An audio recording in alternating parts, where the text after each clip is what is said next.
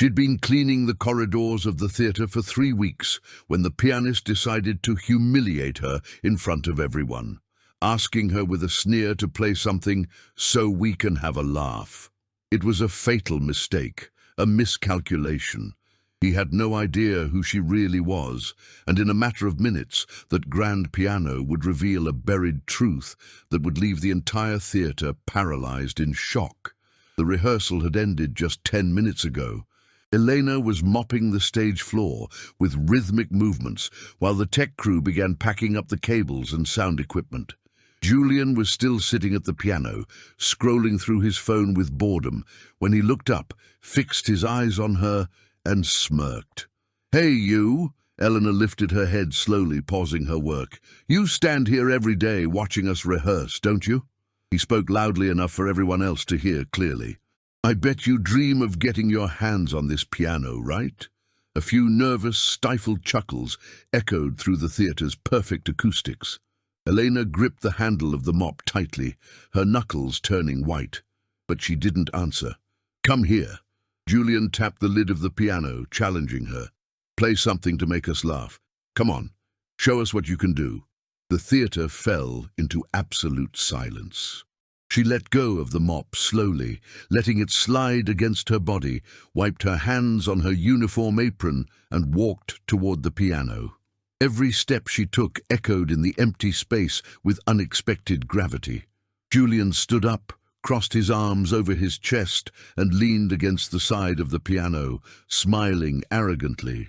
Elena sat on the padded bench, adjusted her posture with innate elegance, and placed her fingers on the keys. "This is gonna be good," someone whispered from the shadows of the wings. She took a deep breath, filling her lungs with air and courage, and she began to play. 3 weeks earlier, Elena had walked through the service entrance of the Grand Metropolitan Theatre for the first time, clocked in as a janitor. The facilities supervisor, Mrs. Higgins, walked briskly through the labyrinthine corridors, showing her the different sectors. "You'll be responsible for the main stage area and the dressing rooms.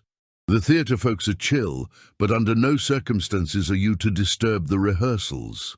Elena simply nodded, clutching the strap of her worn bag against her shoulder. "You start tomorrow, 6 a.m. sharp." The theatre was completely deserted that Tuesday afternoon. Elena walked alone to the stage after Mrs. Higgins retreated to her office. She stopped at the side and gazed out at the empty auditorium. The red velvet seats rose in orderly rows up to the second balcony, creating a crimson sea. The immense crystal chandelier hung from the frescoed ceiling like a constellation frozen in time. She stepped onto the stage slowly, with reverence. Her steps made the old wood creak. In the center, covered by a grey protective tarp, rested the grand piano. Eleanor stopped 10 feet from the instrument. She breathed in deeply, absorbing the smell of wood and wax, and turned around to leave. The next day, she arrived at 6 o'clock on the dot, punctual as clockwork. She scrubbed the dressing rooms, mopped the long hallways, emptied all the trash bins. At 9 in the morning, she heard voices coming from the stage. She left her cleaning cart parked in the hallway and approached silently from the wings. A young man, about 30, was sitting at the piano with the air of someone who owns the world. He had dark hair slicked back with gel, a crisp white shirt, with sleeves rolled up to his elbows. He would play a fast passage, stop abruptly, and play it again. "No, no, no!" He hit a key with visible irritation. "This transition is garbage." An older gentleman with thick-rimmed glasses and a greying beard was watching from the first row of the orchestra section with a leather folder in his hand. "Julian, let's take it from measure 42. I know where the problem is, Mr. Harrison. Give me a minute, please." Eleanor stood paralyzed in the dim light of the wings, watching the scene. Julian played the same passage 3 more times until he managed to hit the right note. When he finished, he stood up abruptly and grabbed a bottle of imported water. It was at that moment he looked to the side and discovered Elena. "Oh!" He arched an eyebrow in surprise. "We have an audience." Mr. Harrison turned his head to see who he was talking about. "Sorry." Elena took a step back instinctively. I'm cleaning, I was just... It's all right, you can continue. Mr. Harrison made a kind gesture with his hand. Are you new here? Started today. Welcome. He smiled warmly. But during rehearsals, it's best not to stand in the wings. You could get hurt with the crew moving heavy equipment around. Understood. Julian took a sip of water, looking her up and down with curiosity. Do you like classical music? I like it. That's nice. He smirked, smugly. Well, we're going to be here until noon. Try not to make noise with your stuff. Elena felt her face burn with embarrassment, but she just nodded and retreated in silence. In the following days, she organized her routine meticulously to clean the stage before or after rehearsals, avoiding crossing paths with them. But whenever she heard the sound of the piano, she stopped what she was doing. She would stand in the hallway, out of sight, just listening with her eyes closed. On Thursday, Julian saw her again. Hey, the fan is back, he said to Mr. Harrison in the tone of a bad joke. I think we have a groupie on the cleaning crew. Mr. Harrison didn't laugh. Julian, focus. Elena turned on her heel and left before he could say another impertinent thing. But on Friday, when the theatre remained deserted after 6 in the evening, she returned to the stage. She had finished her entire cleaning shift. Everyone had gone home. She knew because she had seen the lights in the main parking lot go out. She walked onto the stage with her dustcloth still in her hand. She walked up to the piano and dusted the lid with extreme care, moving the fabric in slow, circular motions. She wiped the keys one by one, delicately. Her hands were trembling slightly. When she finished, she looked around. Absolute silence. She sat on the bench. She placed her fingers on the keys, grazing them, but didn't press down. She only felt their weight, the texture of the cold ivory under her fingertips. She closed her eyes, and she played the first note, then the second. In a few seconds, she was playing a Chopin piece, Nocturne Op. 9, number 2. The notes flowed from her hands, as if they had never stopped doing so. Her fingers moved on their own, guided by the muscle memory of years and years of rigorous training. The melody echoed through the empty theatre, rising to the painted ceiling, filling every dark corner with pure sound. She played for 2 minutes without stopping, lost in the music, until she heard a door slam in the distance. She stopped instantly, pulling her hands away from the piano as if she had burned her fingers. Is someone there? The voice of a security guard echoed from the entrance hallway.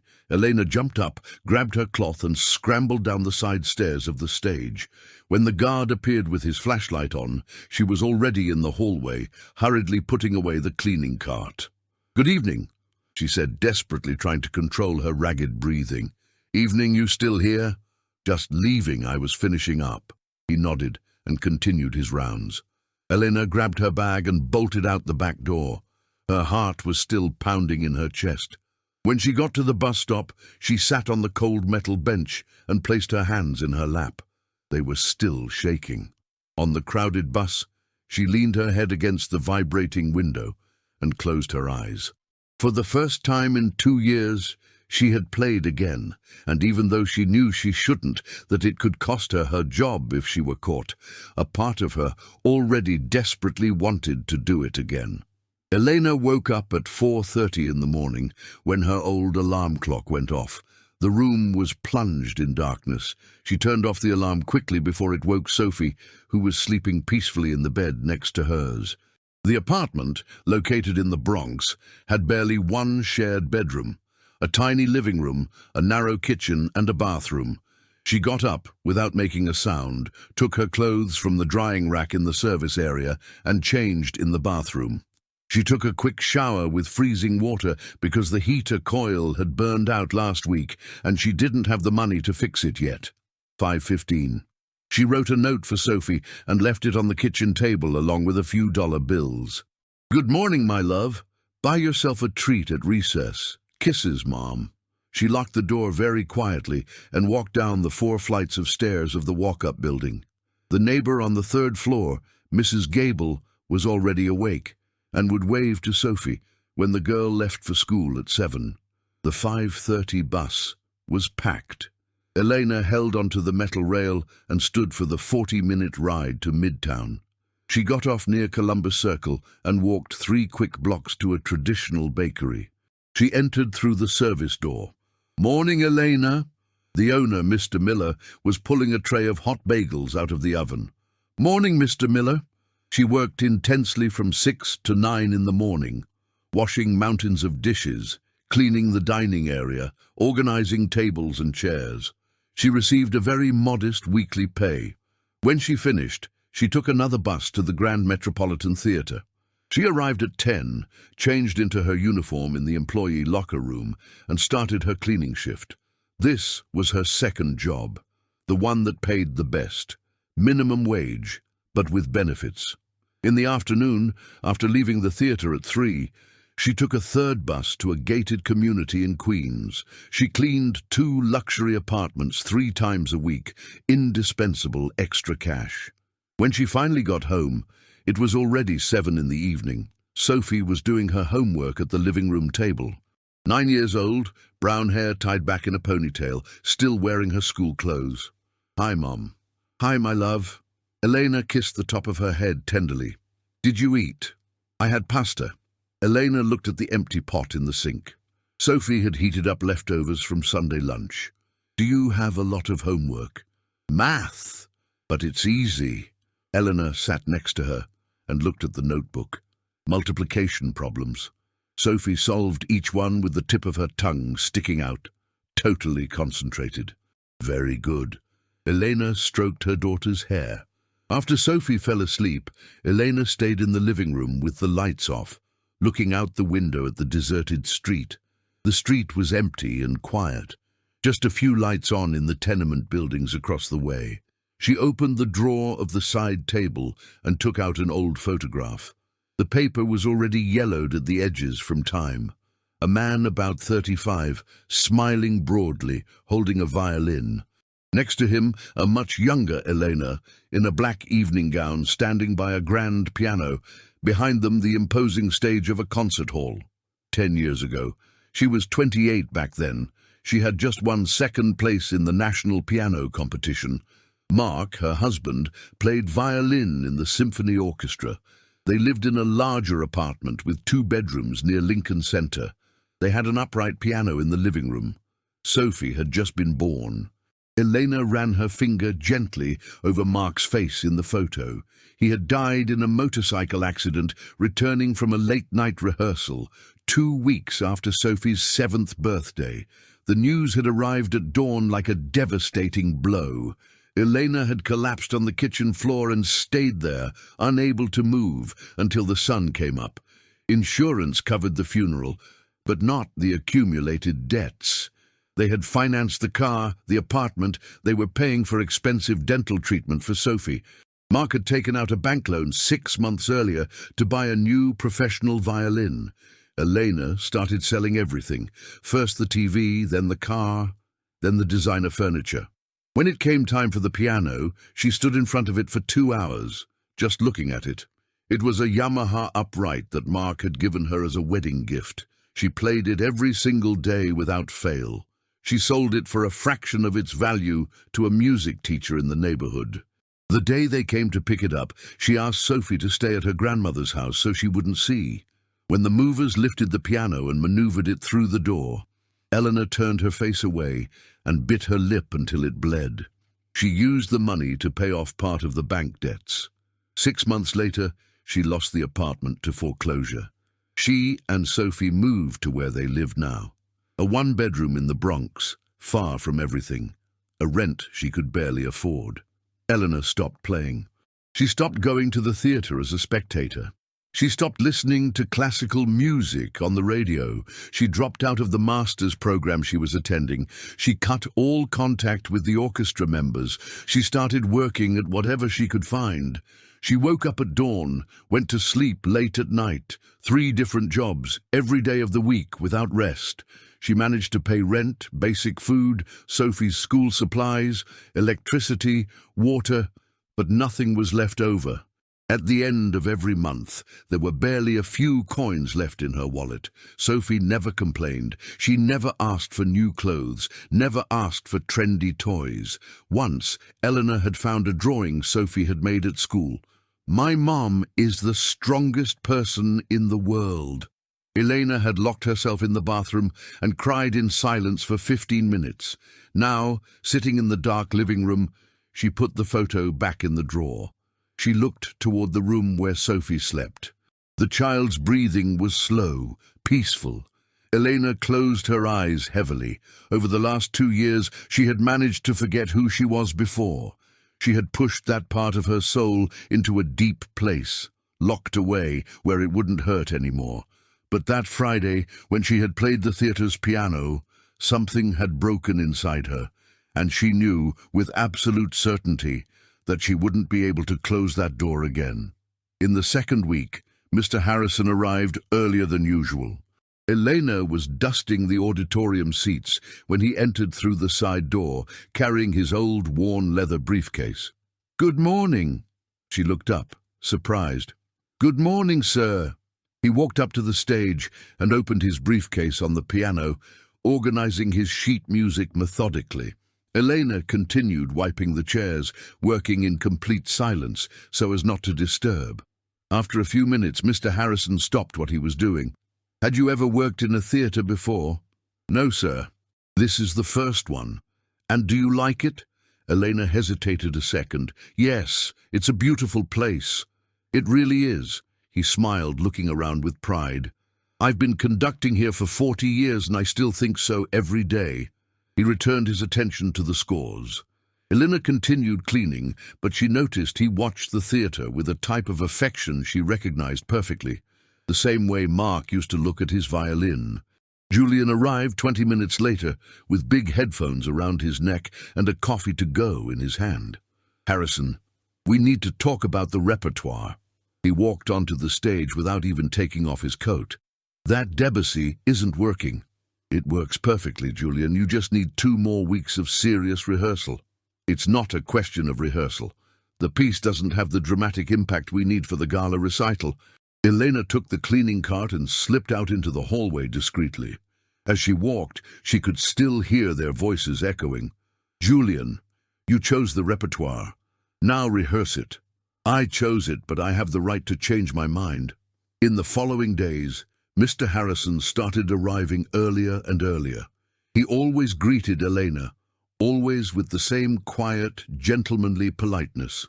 One morning, he brought 2 coffees from the corner deli. "Here." He handed her a paper cup. "I don't know if you take it this way, but I got it black." Eleanor stopped cleaning the stair railing. "Thank you very much, but I shouldn't." "Take it. I bought 2 by mistake and it's going to get cold." He smiled in a way that made it clear it was a white lie. She took the coffee. "Thanks." They sat on the steps of the side stairs, each on one side, drinking coffee in comfortable silence. Elena held the cup with both hands, feeling the comforting warmth. "You pay a lot of attention during rehearsals." Mr. Harrison spoke suddenly, breaking the silence. Eleanor almost choked on her coffee. "Excuse me, I don't mean to disturb." No. He raised a hand to calm her. "It's not a complaint, just an observation. Most people who work here don't even look toward the stage, but you listen for real." She didn't answer, lowering her gaze. "Have you ever studied music?" The silence stretched for a few tense seconds. "Piano," Elena said in a very low voice. "A long time ago." "How long?" 15 years. "I stopped 2 years ago." Mr. Harrison nodded slowly, taking another sip of coffee. "I understand."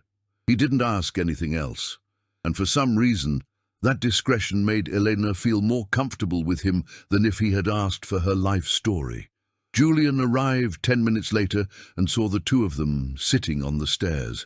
"What a touching scene," he said with a sarcastic half-smile. "Staff meeting." Mr. Harrison stood up, brushing off his pants. "Let's begin." Eleanor stood up quickly too, threw the empty cup in the trash, and left to continue her work. But from that day on, Mr. Harrison always brought 2 coffees. On Thursday, During the rehearsal break, Mr. Harrison came down from the stage and sat in the front row of seats. Elena was cleaning the row behind him. "That piece Julian is rehearsing, do you know it? Liszt, La Campanella." "Exactly." He turned his head to look at her directly. "And what do you think?" Elena stopped wiping, surprised. "About what?" "About his execution." She looked toward the stage, where Julian was distracted by his phone. "I don't know if I should say—" "You can speak. I want an honest opinion." Elena took a deep breath, weighing her words. "He has good technique, but he's rushing the transitions. It seems like he's in a hurry to finish the piece." Mr. Harrison let out a short, dry laugh. "Exactly what I told him yesterday." "And what did he say?" "That I don't understand modern interpretation." Mr. Harrison shook his head. 30 years training professional pianists, but apparently I don't understand modern interpretation." Elena almost smiled at the irony. "You should come watch the rehearsals for real," Mr. Harrison said. "You can sit way back there in the last row. You won't bother anyone." "I have to work, sir." "During the breaks, then. 15 minutes. I'll keep bringing the coffee." She hesitated, worried about her duties, but ended up accepting. Starting the next week, Elena began sitting in the last row during breaks. Mr. Harrison would walk all the way back there, sit 2 seats away, and they would talk in hushed tones, while Julian continued in his digital world on stage. They talked about pieces, piano technique, interpretation. Mr. Harrison told fascinating stories about famous pianists he had known. Elena listened more than she spoke, but when she spoke, it was always with surgical precision. Once, she commented on a fingering error Julian had been repeating systematically for 3 days. Mr. Harrison noted it in the margins of the score and corrected it in the next rehearsal. Julian didn't even realize where the correction had come from. On Friday of the 3rd week, Elena did something she hadn't done in months. She asked to leave an hour early. "My daughter wants to see the theatre." "Of course." Mrs. Higgins signed the authorization without issue. "Bring her in." At 2 in the afternoon, Sophie appeared at the service door with her heavy school backpack on her back. She had come straight from class. "Hi, Mom." Elena hugged her daughter tightly. "Come on, I'll show you everything." They entered through the side service hallway. Sophie walked slowly, looking at everything with huge eyes. When they reached the auditorium and saw the lit stage, she stopped dead in her tracks. Wow! The crystal chandelier shone majestically above them. The red velvet curtains were open, revealing the depth of the stage. The piano in the center looked enormous, seen from afar. "It's beautiful," Sophie whispered. Mr. Harrison was on stage, adjusting scores on the stand. He looked down and saw the 2 visitors. "Oh, do we have company?"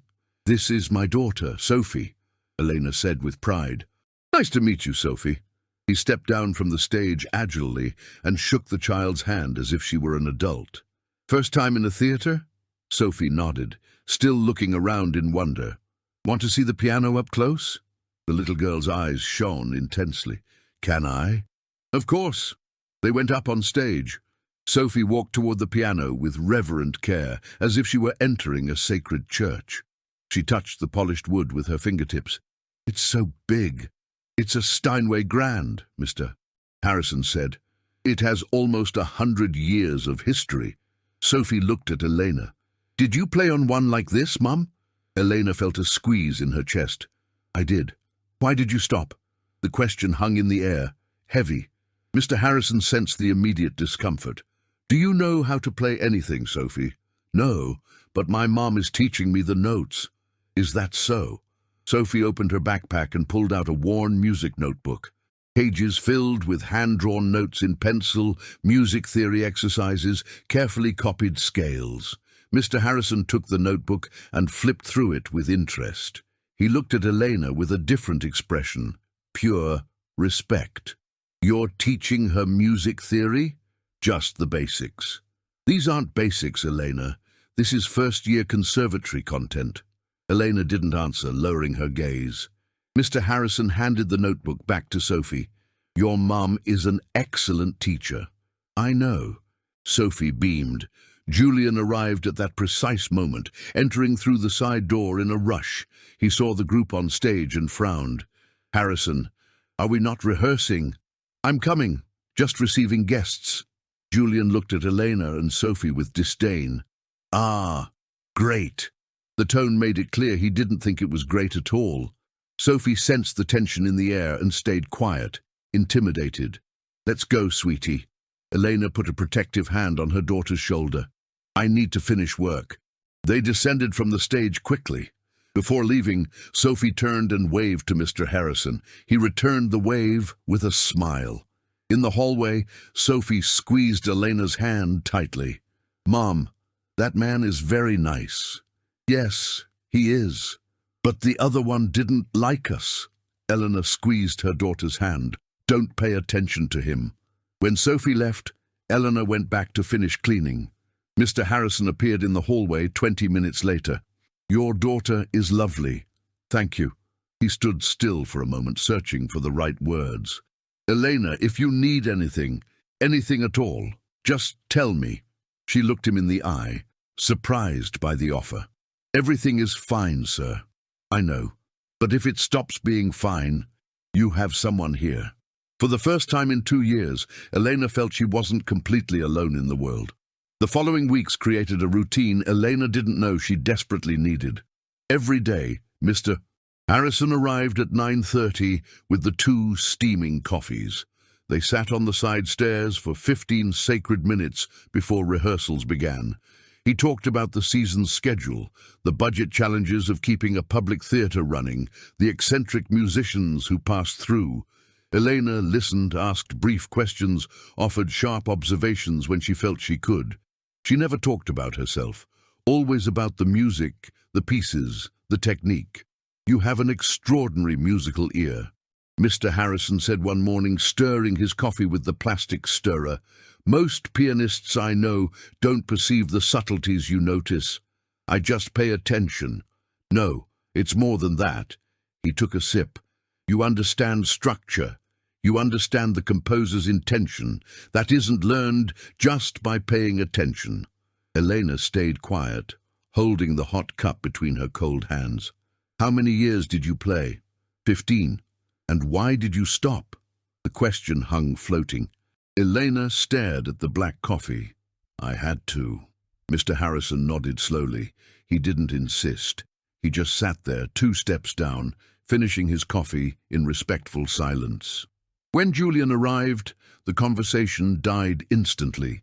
He always entered talking loudly, complaining about city traffic, some boring social engagement, his latest model phone acting up. He would walk onto the stage, throw his coat down, sit at the piano, and start playing without warming up a single muscle.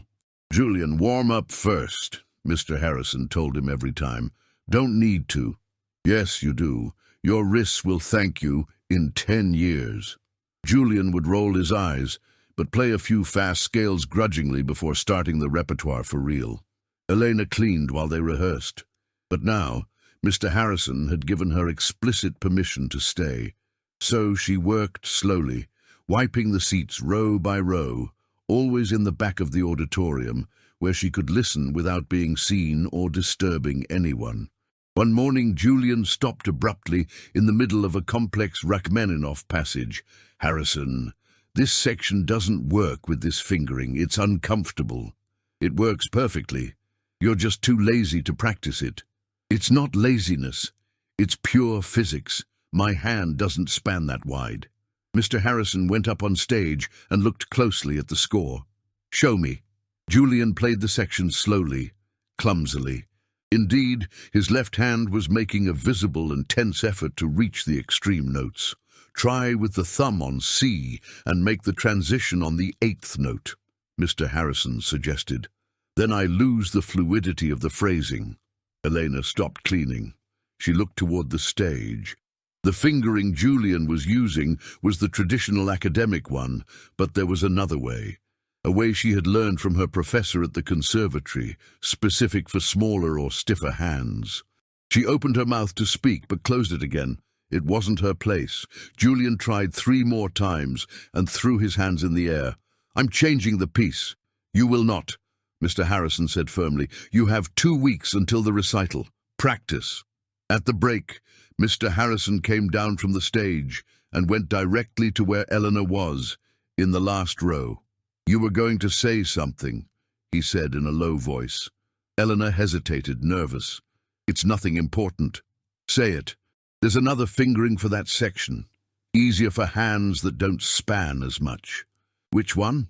She explained in a whisper, describing the exact position of the fingers, the fluid transition between octaves.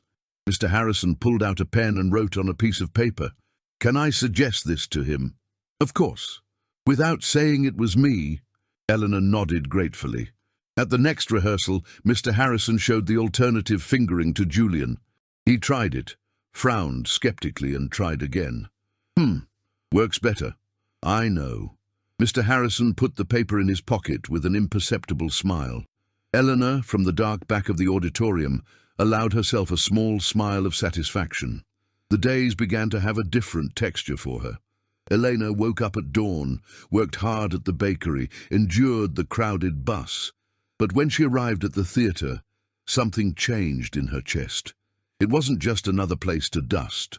It was a sanctuary where she could hear music again, where she could talk about her passion, where someone valued what she knew and felt.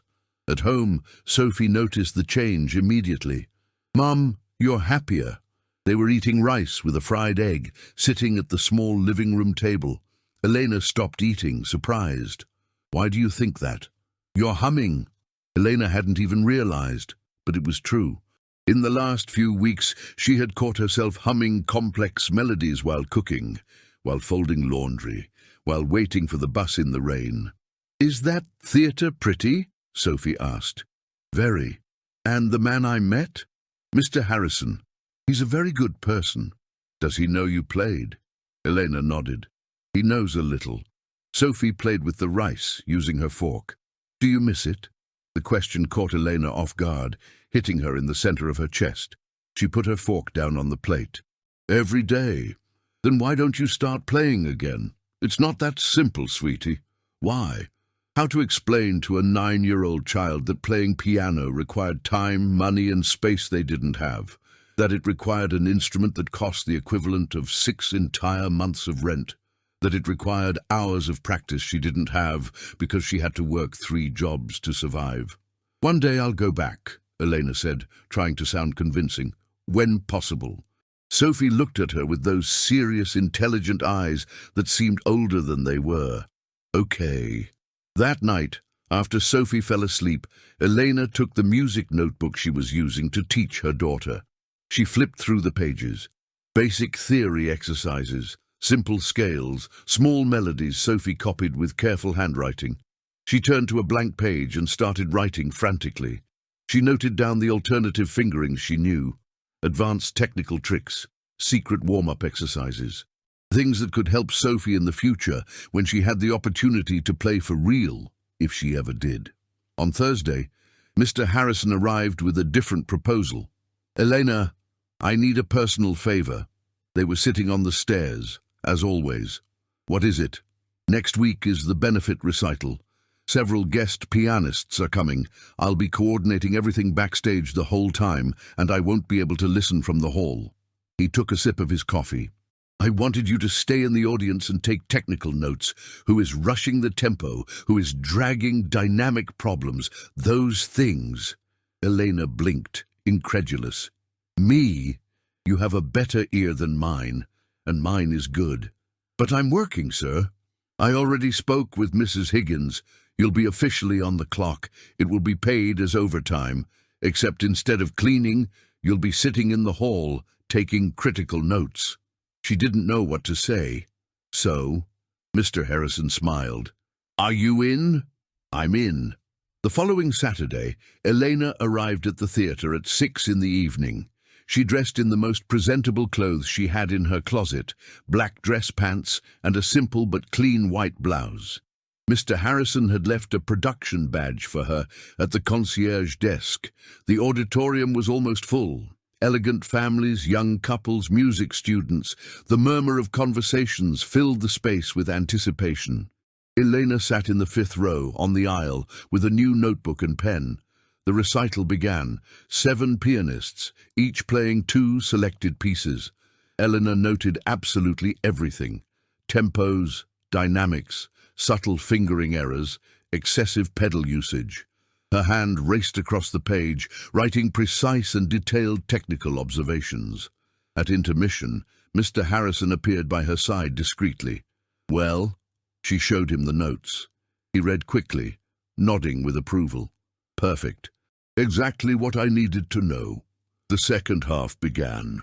Elena continued taking notes, but something was different. It wasn't just work, it was pure pleasure. It was being immersed again in the world she had been forced to abandon, listening to live music, analyzing performance, understanding the intimate interpretive choices of each musician. When the event ended, she had filled 8 whole pages. Mr. Harrison read everything backstage, while the musicians packed up their instruments. "Elena, this is pure gold." He looked her straight in the eye. "You have to go back to playing." "I can't." "Why?" "I don't have a piano. I don't have time. I don't have—" "The theatre closes at 6 in the evening," Mr. Harrison interrupted. "But I have the master key. You can come practice after your shift, 1 hour, 2 hours, as long as you want." Elena was breathless. "Are you serious?" "Completely. But what about the security guard? And the theatre rules?" "I'm the artistic director. I make the rules." He smiled conspiratorially. "So, are you going to waste 100-year-old Steinway, or are you going to use it?" She felt her eyes burn, holding back tears. She turned her face away. "Hey!" Mr. Harrison put a paternal hand on her shoulder. "No pressure. Think about it calmly. But the offer stands." Elena nodded, unable to articulate a word. That night on the bus back home, she looked out the fogged window. The city rushed by, blurred lights in the night. She rested her forehead against the cold glass. For the first time in 2 years, she imagined her fingers on the keys again. Not in a distant memory, not in an unreachable dream. For real. And she realized she wanted that more than anything else in the world. On Monday, Elena arrived at the theatre and found Julian talking to 2 sound technicians near the entrance to the dressing rooms. He stopped talking abruptly when she passed by with her cart, but she felt his eyes planted on her back, following her.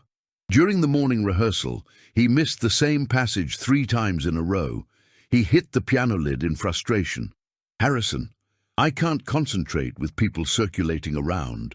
Mr. Harrison was sitting in the 5th row, reviewing the schedule. "There's no one circulating, Julian." "She is." Julian pointed accusingly at Elena, who was cleaning the seats in the dark back of the auditorium. "Every time I look, she's standing there, staring." "She works here, Julian. She works cleaning, not attending my rehearsals." Mr. Harrison slammed his folder shut, producing a sharp sound. "Focus on your work and let her do hers." Julian didn't answer, but his jawline was tight with anger. He went back to playing, but the notes came out harder, aggressive, without any finesse. Elena finished that row quickly and left the auditorium. In the hallway, she leaned against the wall and took a deep breath. Her hands were shaking slightly from the tension. In the following days, Julian started making venomous comments. Small ones, always when Mr. Harrison wasn't around to hear. "Careful not to spill dirty water on the floor. We don't want accidents with clumsy people." "Sorry about the piano noise. I know it interrupts your very important cleaning. Must be fascinating for you to see a professional really working, huh?" Elena never answered. She just continued her work, keeping her head down and her dignity intact. But every comment was a splinter driving deeper. On Wednesday, she was putting cleaning supplies away in the back closet when she heard voices in the hallway. It was Julian and one of the lighting technicians. "Seriously, it's weird," Julian's voice said. "She stays back there watching every day like a psycho. Harrison lets her. I think he pities her." "Pity for what?" the girl asked. "I don't know. She must have told him some sob story. You know how those people are. Maybe she just likes music.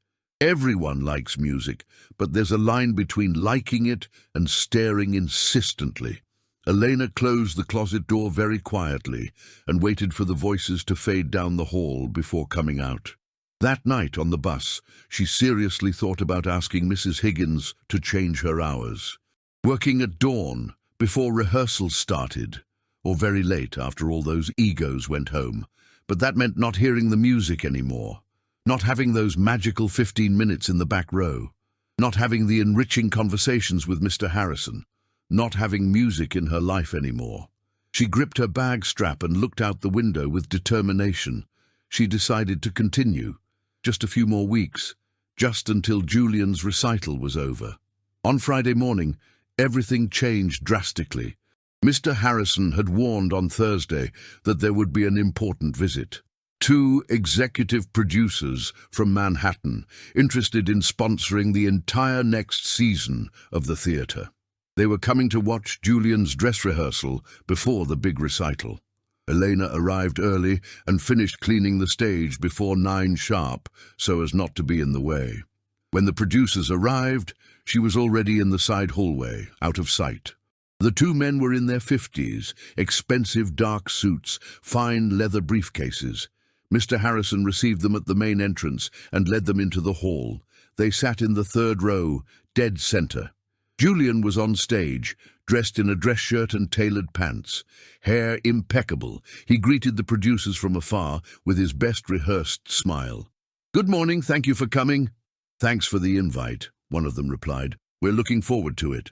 Julian sat at the piano theatrically, adjusted the bench height, positioned his hands on the keys. The theatre fell into silence. He started playing Rachmaninoff's Concerto No. 2, 3rd movement, the same piece he had been obsessively rehearsing for weeks. The notes filled the space, fast, dramatic, powerful. Elena was in the side hallway, hidden, but she could hear every detail. She leaned against the wall and closed her eyes, letting herself be carried away. He was playing well, better than in previous rehearsals. The alternative fingering she had suggested had worked perfectly. The difficult passage came out clean and clear. When he finished, the producers applauded enthusiastically. "Excellent," one of them said. "Very good indeed." Julian stood up, beaming with pride. "Thank you." Mr. Harrison went up on stage. "Let's take a brief intermission. Coffee?" The producers nodded. They got up and went toward the main lobby. Mr. Harrison accompanied them as host. Julian stayed alone on stage, checking his phone. A few technicians were conversing in low voices near the wings. The moment of maximum tension had passed. Everyone was relaxed. It was then that Julian looked toward the side hallway and saw Elena. She was coming out of the service area, returning to retrieve her cleaning cart she had left forgotten. "Hey!" Julian called out loudly. Elena stopped dead. "Come here." She hesitated. The technicians looked up. One of them nudged the other to look. "Come on, I want to show you something." Elena walked up onto the stage slowly, feeling the eyes on her. Her heart beat faster with every step she climbed. Julian was standing next to the piano, leaning against it with his arms crossed, smiling maliciously. "You watch the rehearsals every day, don't you? I work here. You work cleaning. But you watch too." He looked at the technicians, ensuring his audience was paying attention. "Must be fascinating to see someone playing piano for real, isn't it?" Elena didn't answer, keeping her composure. "I bet you dream of sitting here, playing on a real Steinway." The silence on stage was heavy, uncomfortable. Mr. Harrison and the producers returned at that precise moment, entering through the lobby door. Julian saw them, and his smile widened. "You know what?" He slapped the piano lid with his palm. "I'm going to give you a chance." Julian," Elena said in a very low voice, almost a plea, "I need to get back to work." No, this will be quick." He looked at Mr. Harrison, who had stopped in the center aisle, frowning with concern. "Harrison, you don't mind if Elena plays a little tune for us, do you? Since she likes standing here watching so much." Mr. Harrison climbed the steps from the auditorium quickly. "Julian, leave her alone. I'm just being nice, giving her a unique opportunity." Julian looked at the producers who were returning to their seats, curious about the scene. "She's been working here for a month and never had the chance to play. It would be nice, don't you think?" One of the producers shrugged, indifferent. "If she wants to, she wants to." Julian pulled the piano bench back. "Come on, sit down." Elena looked at Mr. Harrison. He was tense, fists clenched at his sides, but the producers were there watching. He couldn't make a scene. "Elena, you don't have to do this," Mr. Harrison said firmly. "Of course she doesn't have to." Julian agreed, with a smile that didn't reach his cold eyes. "But it'll be fun. Come on, play something so we can have a laugh, to lighten the mood." The technicians watched in absolute silence. One of them looked visibly uncomfortable. The other was smiling, waiting for the show. Elena felt the blood rush to her face. Her hands were sweating cold. She could get off the stage right now. She could run away. She could keep her head down, swallow her pride, and continue being invisible. But something inside her, something that had been chained and silenced for 2 long years, broke. She walked with a steady step to the piano. She sat on the bench. Julian took a step back, still smirking smugly. "There you go. Let's see what you can do." Mr. Harrison was on the stage stairs, paralyzed, watching. His face was very grave. The producers settled into their chairs, expecting something amateur. Elena placed her hands on the keys. The entire theater fell into a sepulchral silence, and she began to play. The first note came out clear, sustained, filling the theater with tonal precision that made Julian frown immediately. Elena played the second, then the third. Her hands moved with a naturalness and grace that only came from thousands of hours of obsessive practice. She was playing Rachmaninoff, the same Concerto No. 2, first movement, the same piece Julian had just played, except different. The notes flowed like living water, each connected to the next without the slightest visible effort. Her fingers danced on the keys with controlled speed, never rushed, never hesitant. The dynamics changed like ocean waves, soft then explosive, delicate then absolutely overwhelming. Julian stopped smiling. The color drained from his face. The technicians who were in the wings approached instinctively, in reverent silence. One of them pulled his phone out of his pocket and started recording the scene. The producers leaned forward in their chairs, incredulous. Mr. Harrison walked onto the stage slowly, stopping a few feet away, watching as if hypnotized. His eyes were wide open. Elena continued, immersed in her world. The difficult passage, the one Julian had struggled with for weeks to master, came out perfect, immaculate. Her hands moved in absolute synchrony, the left sustaining the deep, dark chords, while the right ran through the melody with crystal clarity. She wasn't just playing the cold notes of a score. She was telling a story of pain and redemption. Every musical phrase had clear intention. Every pause had deep meaning. The rubato was subtle, organic, like her own breathing. The intensity grew in overlapping layers, building unbearable tension to the point where it seemed the entire theater was going to explode from the pressure. And then, softness. A moment of calm in the middle of the sonic chaos. The notes became more spaced, more reflective, almost a whisper. Elena closed her eyes. Her shoulders relaxed. She wasn't in that theater cleaning floors anymore. She was somewhere else. In another, better time. Julian was pale as a ghost. He swallowed hard. He looked at Mr. Harrison, who didn't take his eyes off Elena for a second. The piece continued its relentless course. Elena entered the fastest and most virtuoso section, where the right hand had to execute dizzying sequences, while the left maintained the heavy rhythm. It was technically impossible for most average pianists.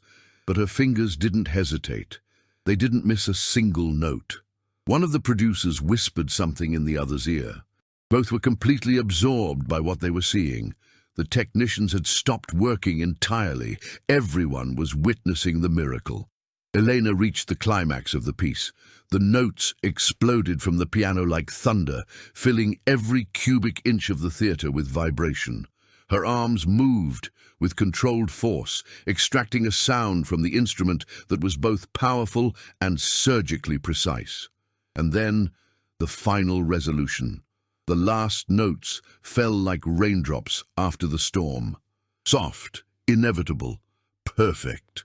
Elena played the final chord and kept her hands suspended over the keys, letting the sound reverberate through the theatre's acoustics until it disappeared completely into the air. Absolute silence. She opened her eyes and withdrew her hands from the piano slowly. She looked at her own fingers, as if seeing them for the first time in years. No one moved. Then Mr. Harrison started clapping. The solitary sound echoed through the empty theatre. He was clapping slowly, with force, each clap resonating with authority. One of the producers stood up, still processing what he had just heard, and started clapping fervently too. The other followed immediately. The technicians in the wings exploded in applause. The security guard, who had come in to see what the noise was about, applauded too. Elena stood up from the bench, trembling visibly. She didn't know if it was from the extreme physical effort or the overflowing emotion. Her legs were weak.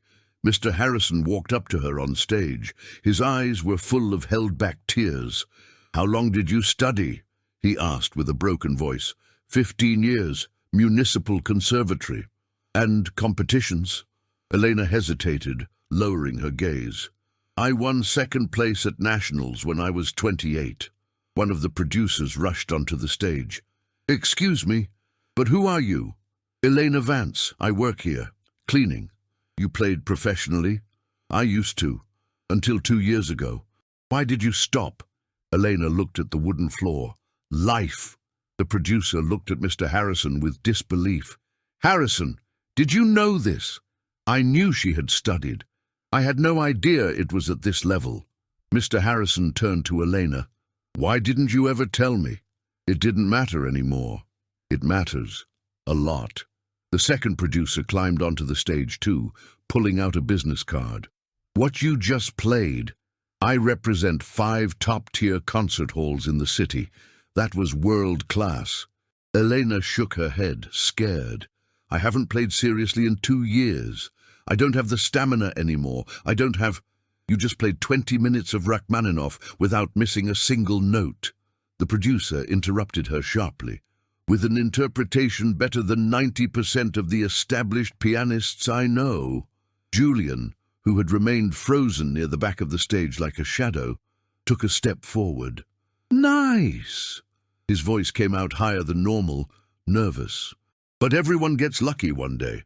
Playing well once doesn't mean—" "Julian," Mr. Harrison cut him off.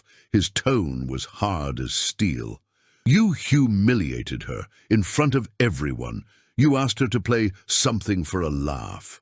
"I was joking."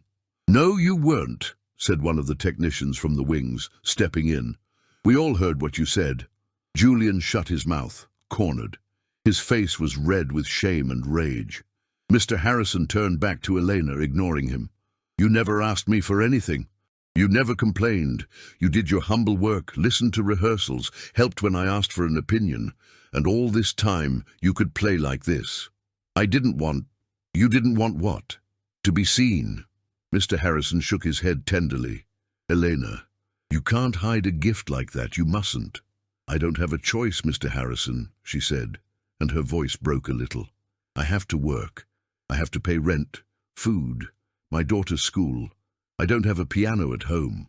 I don't have time to practice. I don't have—" "You do now," the first producer said firmly.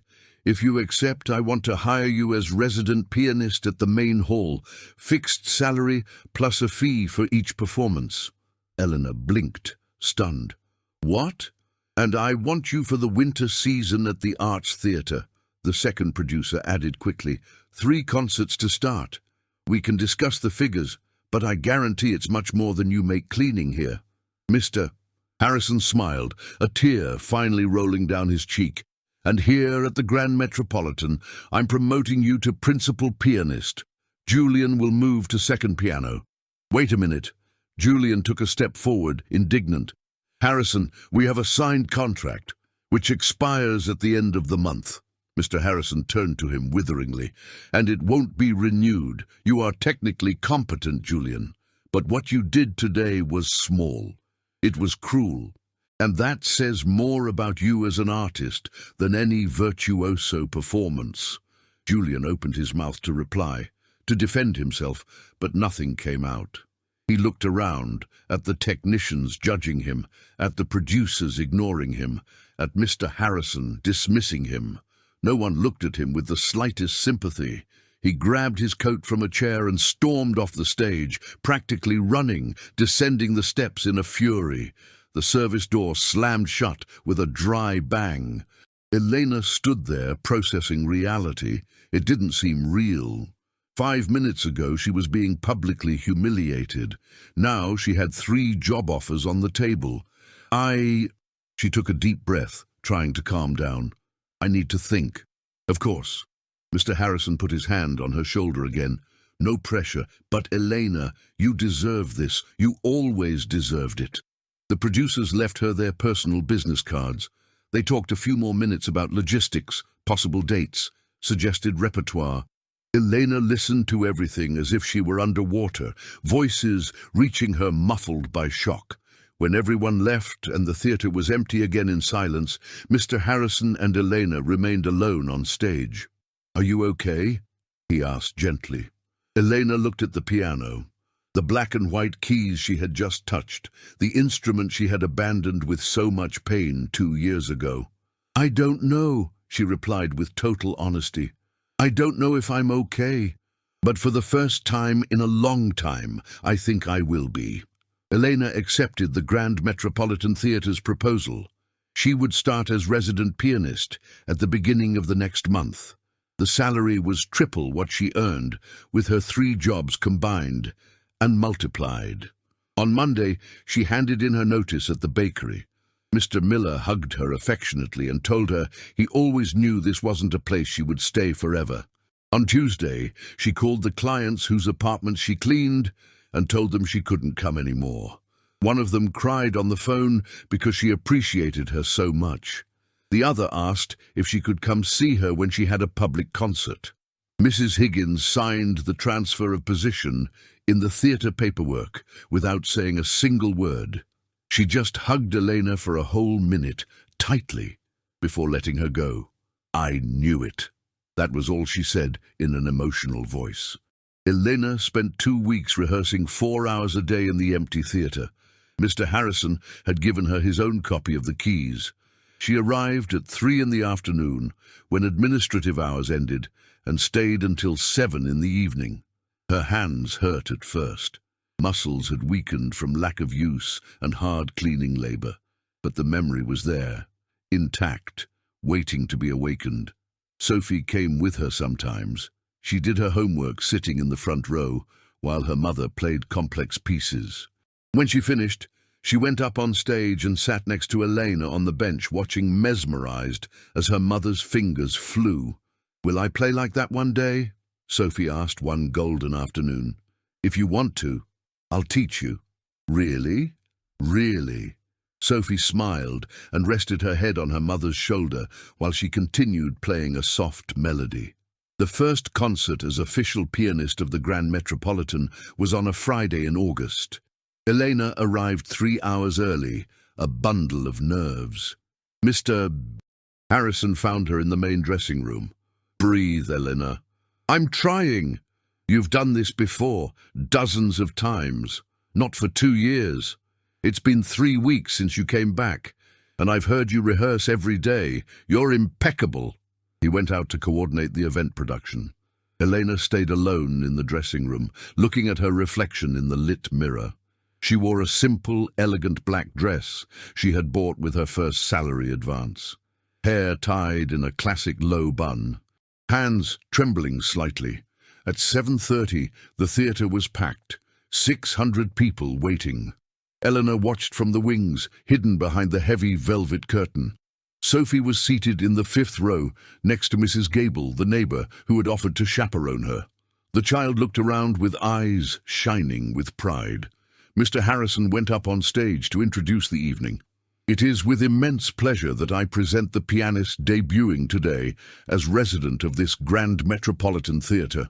Elena Vance, winner of the National Piano Competition, returns to the stage after a hiatus that, fortunately for the music world, has ended today.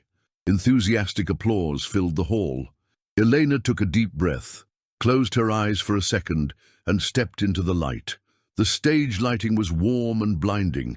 The people in the audience were shadows beyond the glare of the spotlights. She walked to the piano with elegance, greeted the audience with a deep bow, and sat down. She placed her hands on the familiar keys, and she played. Chopin, Nocturne Op. 9. Number 2, the same intimate piece she had played in secret in the empty theatre 3 months earlier. But now it was different. There was no fear of being discovered. There was no haste, just pure music. Then came Debussy, then the strength of Beethoven, then the virtuosity of Liszt, 40 minutes of intense program. When the last note ended, the theatre exploded in a standing ovation. Elena stood up and bowed, her heart overflowing. She looked for Sophie in the audience and found her right away. The child was standing on her seat, clapping with her hands above her head, smiling more than Elena had seen her smile in her entire life. Backstage, Mr. Harrison hugged her tight. I knew it. I always knew it. The producers from the city who had attended that fateful day appeared in the dressing room. They confirmed concert dates, discussed future repertoire. Elena signed contracts while still wearing her performance dress, sweating, hands still shaking from the adrenaline of the moment. The next month, she managed to rent a much larger apartment. 2 bedrooms in a safe and nice neighborhood closer to Midtown.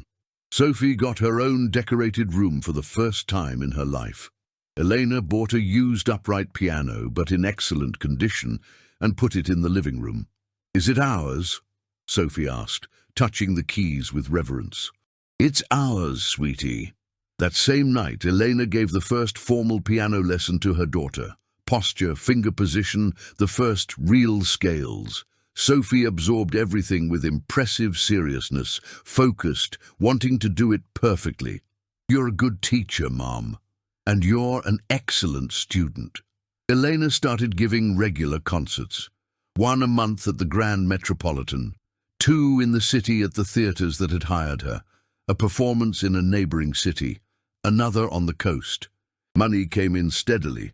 For the first time in 2 years, there was money left over at the end of the month. Elena bought new, nice clothes for Sophie. She paid for the full dental treatment that was overdue. She filled the fridge with real food, nutritious and varied. Meat, fresh fruit, yogurt, things that before were unreachable luxuries. One night after a particularly brilliant concert, Mr. Harrison called her into his private office. I want to offer you something new. What is it, sir? Coordination of the theatre's youth training program, teaching piano to low-income children, full scholarships. You choose the students, design the curriculum, teach the classes. Elena felt her chest tighten with emotion. Are you serious? You know what it means to start without resources, Elena. You know what it's like to have immense talent and no opportunity. Who better than you to teach them? She accepted right then and there, without hesitating. 2 months later, she gave the first class to 5 children between 8 and 12 years old. All came from public schools in the boroughs, all with natural talent, all without money to pay a private teacher. Elena looked at them, sitting on the benches, nervous, excited, and saw Sophie in their faces. She saw herself. Welcome, she said with a warm smile. Let's begin. And they began. 3 years later, Elena arrived at the Grand Metropolitan Theatre on a sunny Saturday morning, carrying 2 heavy binders of sheet music. Sunlight poured through the high windows of the lobby, illuminating the polished marble floor. She stopped for a second, like she did every time, just to look and give thanks. She still didn't completely believe this was her workplace, her second home. She climbed the side stairs to the spacious rehearsal room. Children's voices and laughter came from inside. When she opened the door, she found 12 children seated at piano benches, warming up fingers. The program had started with 5 shy students. Now there were 12 pianists in training. Next year, there would be 20. "Good morning, Professor," they said in a cheerful chorus. "Good morning, everyone. Who did their homework?" All hands went up in unison.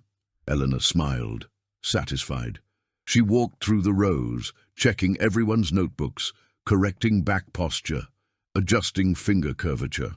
A 10-year-old girl was having trouble with a complex Bach passage.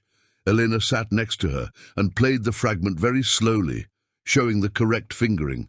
"See, let the thumb slide gently under. Don't force the hand." The little girl tried again.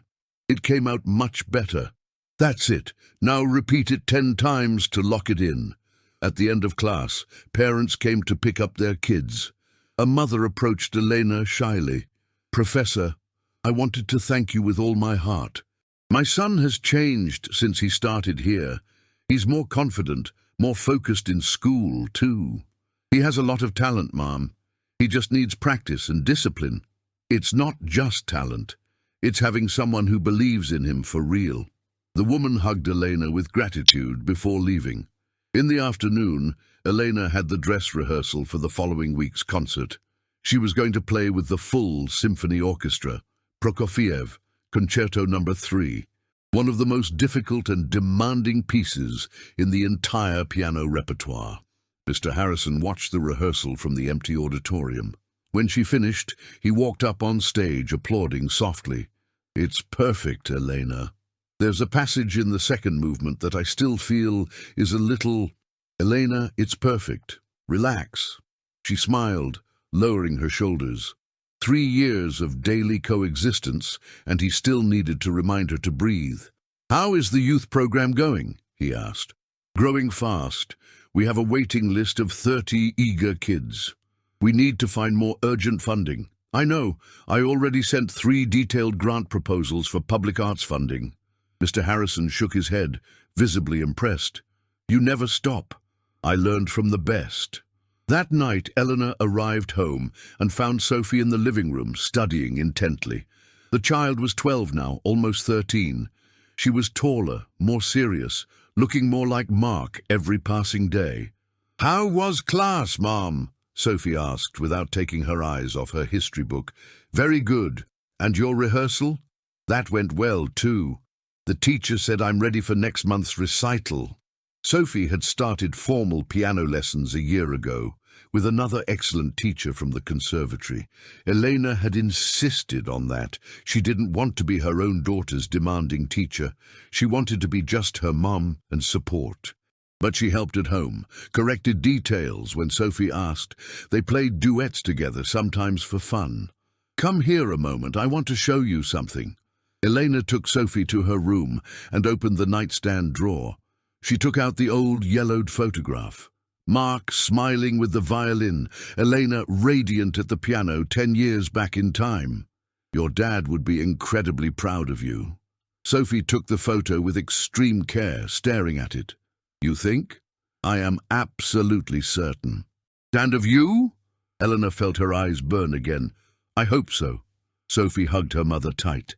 They stayed like that for a long time, in the quiet room, holding each other up. On Sunday, Eleanor went to the city cemetery. She brought a bouquet of fresh flowers and replaced the old dry ones on Mark's grave. She sat on the grass next to the headstone and stayed there in comfortable silence, looking at the name engraved on the stone. "I went back to playing, my love," she said in a low voice, almost a whisper to the wind. "It took me time, but I came back, and Sophie is playing too. You'd love to hear her. She has your sensitivity." The light wind moved the leaves of the trees around, like an answer. "I'm okay now. We're okay. It cost us a lot, but we got there." She stayed a few more minutes in peace before getting up, brushing off her clothes and leaving. The following Thursday, the Grand Metropolitan Theatre inaugurated a shiny bronze plaque at the entrance of the training program rehearsal hall. Mr. Harrison had ordered it in secret, without telling Elena. When she arrived and saw it, she stopped dead, paralyzed. Elena Vance Music Education Program. Talent does not wait. Opportunity transforms lives. She covered her mouth with her hand, moved to tears. You deserve it, Mr. Harrison said, standing by her side with paternal pride. Every letter on that plaque. Elena looked at the gleaming metal. She thought of the 12 children who were inside the room right now, warming up scales. She thought of the 30 waiting on the list with hope. She thought of Sophie, studying disciplined at home. She thought of Mark, who wasn't there physically to see it. She thought of herself 3 years earlier, scrubbing the floor of that very stage, convinced she would never play a single note again. The talent had always been there, dormant, hidden under layers of pain and survival, but never dead, just waiting for the right moment, the right opportunity, the right person to believe in her. And when all those things met, when finally the stars aligned, something truly extraordinary happened. It wasn't blind fate, it wasn't fleeting luck, it was just a woman who refused to give up, a man who knew how to see beyond appearances, and a piano that waited, patient and faithful, until the right hands finally came home.